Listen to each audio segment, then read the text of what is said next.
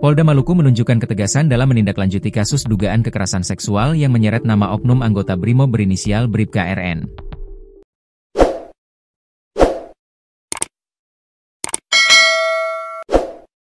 Sebagai langkah awal, terhitung sejak Kamis, 9 Oktober 2025, Bribka RN telah dijatuhi hukuman penempatan di tempat khusus, Patsus, selama 20 hari. Penahanan ini menjadi bukti nyata komitmen Polda Maluku untuk menjaga integritas institusi Polri sekaligus menjamin proses pemeriksaan berjalan objektif dan transparan. Kabid Humas Polda Maluku, Kombes Pol Rosita Umasugi, menjelaskan bahwa penempatan di Patsus adalah prosedur tegas yang diterapkan bidang profesi dan pengamanan, Bid Propam, Polda Maluku.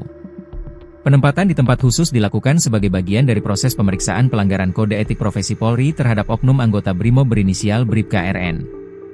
Hal ini merupakan prosedur yang lazim dan tegas untuk memastikan proses etik berjalan tanpa intervensi, ujar Kombes Rosita dalam keterangannya, Jumat, 10 Oktober 2025. Langkah penahanan Bribka RN di Patsus, yang berlaku hingga 28 Oktober 2025, diambil setelah Bid Propam melakukan serangkaian klarifikasi mendalam terhadap korban, saksi-saksi, serta terlapor.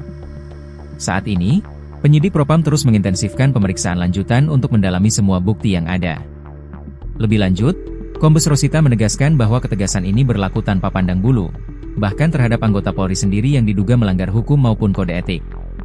Langkah ini menunjukkan keseriusan Polda Maluku dalam menegakkan hukum secara profesional, tambahnya.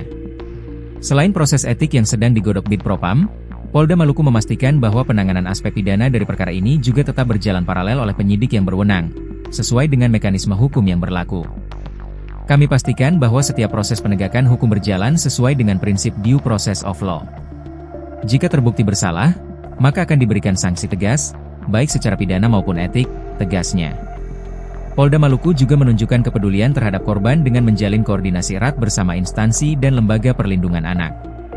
Tujuannya adalah memastikan korban mendapatkan pendampingan psikologis dan hukum yang memadai selama seluruh proses pemeriksaan berlangsung.